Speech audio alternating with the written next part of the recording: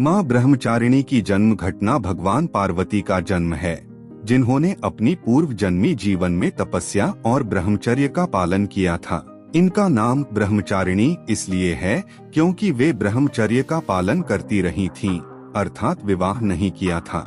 नवरात्रि के दूसरे दिन माँ ब्रह्मचारिणी की पूजा की जाती है और उन्हें योगदान का प्रतीक माना जाता है।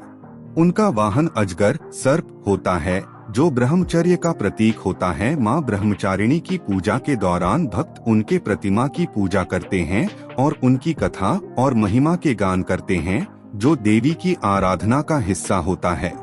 दूसरा नवरात्रि था और गांव में भगवान की आराधना का उत्सव धूमधाम से मनाया जा रहा था।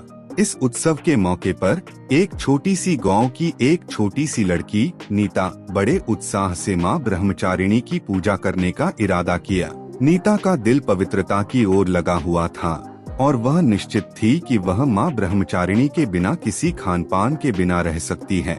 लेकिन उसके माता पिता चिंतित थे, क्योंकि वे नहीं चाहते थे कि उनकी छोटी सी बेटी इस रूप में अनाहार से बिताए। नीता ने अपने माता पिता से कहा, माम पापा, मुझे विश्वास है कि माँ ब्रह्मचारिणी की पूजा करने से मुझे आत्मा की शांति मिल रही है और मैं उसे पूरा करने के लिए तैयार हूँ।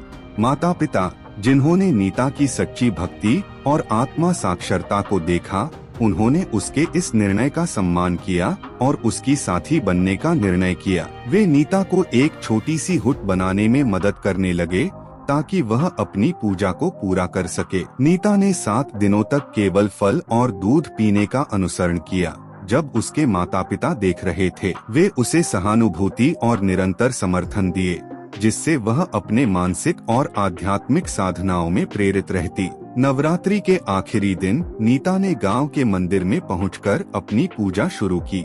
उसने माँ ब्रह्मचारिणी की मूर्ति की ओर मान सम्मान से दृष्टि डाली और उनके चरणों में अपने मन की सभी भावनाओं को समर्पित किया। माँ ब्रह्मचारिणी की कृपा से नीता की पूजा सफल रही और वहने मिली आत्मिक ऊर्जा ने उसे एक दिव्य अनुभव का सामर्थ्य दिलाया। नवरात्रि के इस पवित्र अवसर पर नीता ने न केवल अपनी आत्मा को पाया, बल्कि उसने अपने माता पिता को भी एक महत्वपूर्ण सीख दिलाई, सच्चे भक्ति, आत्मा की शुद्धता और समर्पण की महत्वता। नीता की यह गहरी आत्मिक साधना ने उसके जीवन को सद्गुण से भर दिया और उसे एक शक्तिशाली और उत्तरदायक व्यक्ति बनाया। वह न तो खुद को अधीन किया, बल्कि उसने अपनी भक्ति और समर्पण के माध्यम से अपने परिवार और समाज को भी प्रेरित किया।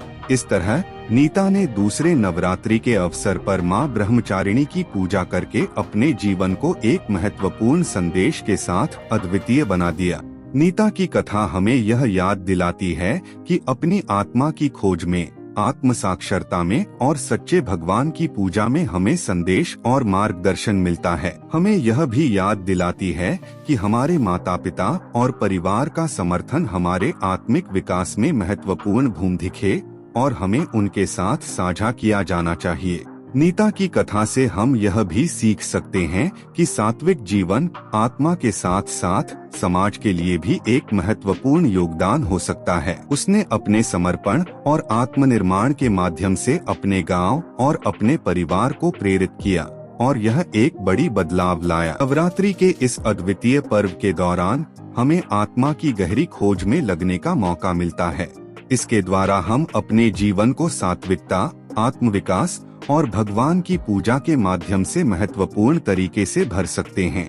नीता की कथा हमें यह याद दिलाती है कि भगवान की पूजा और आत्म साक्षरता के माध्यम से हम अपने जीवन को मानवता, प्रेम और सहानुभूति के साथ भर सकते हैं।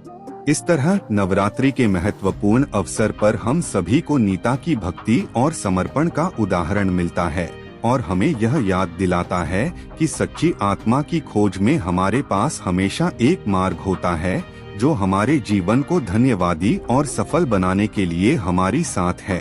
तो दोस्तों, अगर आपको हमारी यह वीडियो पसंद आई हो तो इसे लाइक करें और राज राजौरा स्टोरी के चैनल पर नए हैं तो सब्सक्राइब करना ना भूलें, ताकि ऐसी वीडियो हम बार बार आपके पास लेकर आ सके।